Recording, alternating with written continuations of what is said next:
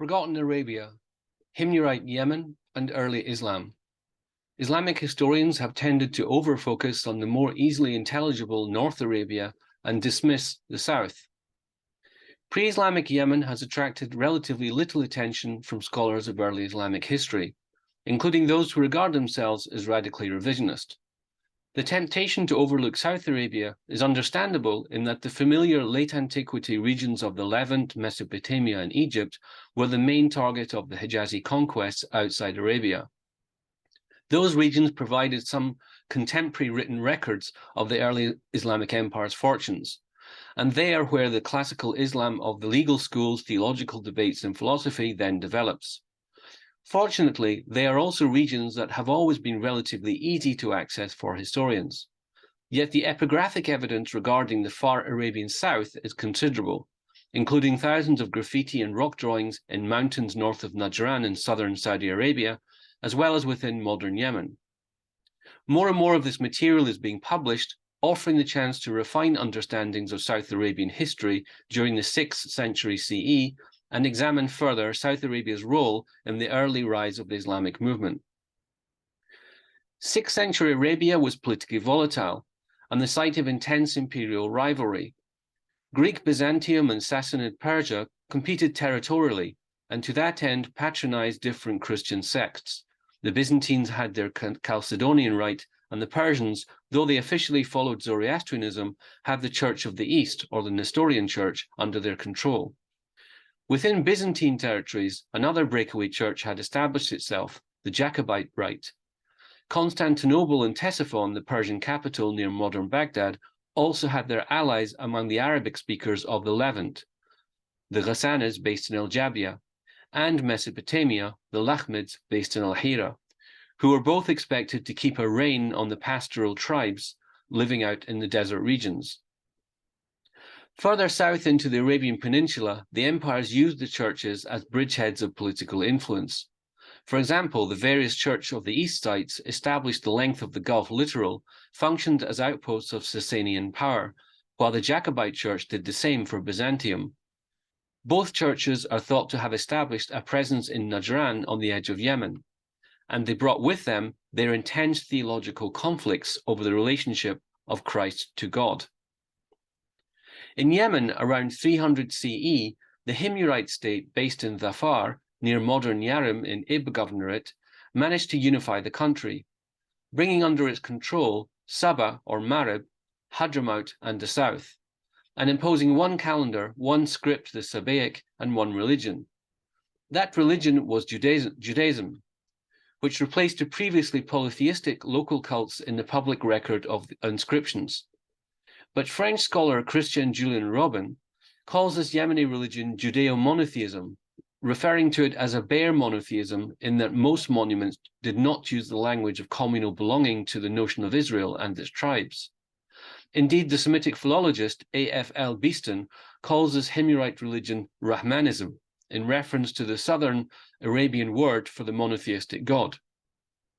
Importantly, this Yemeni choice amounted to a rejection of the various Christianities on offer, each of which brought implications of outside suzerainty, whether that of Byzantium, Persia, or Aksum, the North Ethiopian state that adopted Christianity around the same time that Himyar united Yemen. Himyarite Yemen's links to Central Arabian regions existed from an early stage. Himyar extended into 3 areas outside immediate Byzantine and Persian control: the Hijaz in the west, Najd in the center, and the Ahsa oasis in the east. And the Kinda tribal confederation appears to have acted as a local proxy. However, things get interesting in the 500s when Aksum, located just across the Mandab Strait at the south of the Red Sea, managed to install a Christian vassal on the throne around 519. His successor, Yusuf Asar Yathar, known as Masruk in Syriac and Dhunawas in Arabic, tried to return the state to Judaism, famously killing a large number of Najran Christians in 523. This event is commemorated in various Christian church calendars and is linked in the Islamic tradition to the Quranic story in which believers are burned in a trench, al-Ukhdud. An Aksumite army under King Caleb then intervened to depose Yusuf and restore Christianity. But by 535, a man called Abraha, the local leader of the Aksumite army, had seized control himself, continuing the Himyarite state, but as a satrapy of Aksum, until he died sometime around 565 to 570. Inscriptions indicate that Abraha managed to win Aksumite, Byzantine, and Sasanian recognition of his rule and re-establish Himyarite power in central Arabia. One example from 230 kilometers north of Najran and dated to 552 or 553 shows that he had extended control over various areas, including Yathrib or Medina. These campaigns may provide the historical context for another Quranic story detailed in the later Islamic tradition, in explanation of Surah 105's reference to an incident in which God sent birds to pelt unspecified men on elephants with stones. Histories such as that of Al-Tabari claim Abraha's Arabian campaign was aimed primarily at seizing control of the Meccan shrine, and also placed the campaign in the year of the Prophet's birth, which usually is given as 570. This seems a decade or more late than the inscriptions suggest, and more likely reflects the Islamic tradition aligning events according to a salvation history framework that has all roads leading to Mecca and Muhammad. From here to the Islamic State, the fate of Himyarite Yemen is a blur. Yemen shifted to Persian tutelage in the 580s when it began to be administered directly from Ctesiphon. While the Islamic tradition talks of South Arabian tribes dispersing northwards, which would be one way to explain their Arabization, Robert Hoyland and Fred Donner note that the leading military figures during the Arab Islamic conquests appear to have been from Yemen, as well as the oasis towns of West and Central Arabia, while a large portion of the fighters in early battles, such as Yarmouk in 636, were from Yemeni tribes. The key question is what happened to Himyarite religion in these decades before the Islamic era. Robin makes an important observation from the inscriptions, that the language of the Trinitarian invocation changes between the time of Caleb's Christian restoration and the era of Abraha, from "in the name of Rahman, his son Christ, the Victor, and the Holy Spirit," to "in the name of Rahman, his Messiah, and the Spirit of Holiness." In other words, the invocation has been altered to avoid mention of the Son, usually calling him Messiah instead, using the Syriac Mashiach, a cognate of Arabic Masih. Robin notes that this change conforms to the Judeo-monotheistic Himyarite tradition of no public declaration of God having progeny, and would have been more familiar and acceptable to Yemen's ruling elites during the Christian era. Yet the altered invocation is also in harmony with Quranic language, since the notion of Jesus as a son of God is rejected in favor of his being a messenger. Further, he is called Masih on 9 occasions in the Quran. In 2 articles published in 2016, Patricia Krona argued that most of the list of non-standard beliefs about Christianity provided in the Quran, that Jesus was a prophet, not the Son of God, not crucified, and that Mary was of Levite descent, all these came from within what she called Jewish Christianity, that is, Jews who upheld devotion to Jesus while retaining adherence to Jewish identity and law. She concluded that Jews upholding such beliefs, quote, must in fact have been present in the localities in which the messenger, Muhammad, was active.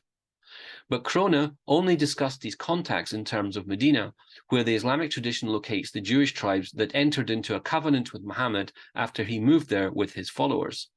She omits Yemen, where Jewish and Christian theology most certainly coexisted and competed, and whose rulers had frequently spread their authority over tribal Arabia from the 300s to the 500s. The Yemeni context could also help explain the concept of the Hanif, the epithet for an undefined basic monotheist that is applied in the Quran to Abraham 8 times and Muhammad twice. Abraham is explicitly described as neither Jewish nor Christian but Hanif, and not among the polytheists or mushrikun. Further, epigraphy scholar Ahmed al-Jalad has argued that the Quranic Basmala, or Bismillah ar-Rahman ar-Rahim, has its origins in South Arabian monotheism. Analyzing a graffito from Adala in southwest Yemen, published in 2018, al-Jalad rereads it to suggest that it dates from the late 500s or early 600s. Written in the Sabaic script, its language could be Himyarite vernacular or a form of Old Arabic, but importantly, it again demonstrates a monotheism that is neither Judaic nor Christian.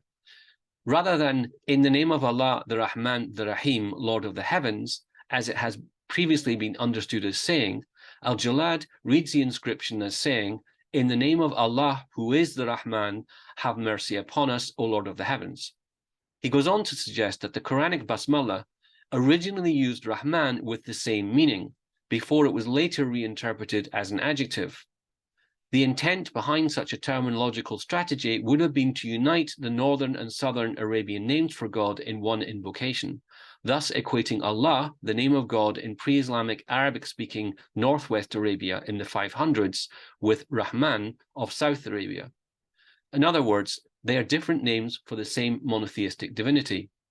This political act expressed in theology came amid a period of intense imperial conflict as the Byzantines and Sasanians fought a war from 602 to 628. Al-Jalad notes that the Quran twice mentions the fact that there are some amongst its intended audience who refer to God as Al-Rahman. Indeed, the final section of Surah 17, addressing either Muhammad or a congregation of believers, is explicit that God can be addressed as Allah or Al-Rahman in prayer. We also have the fact that Ethiopic is one of the source languages for non-Arabic words in the Quran. The extent to which foreign words had already been nativized in Arabic or were innovative borrowings in the Quranic text is difficult to know.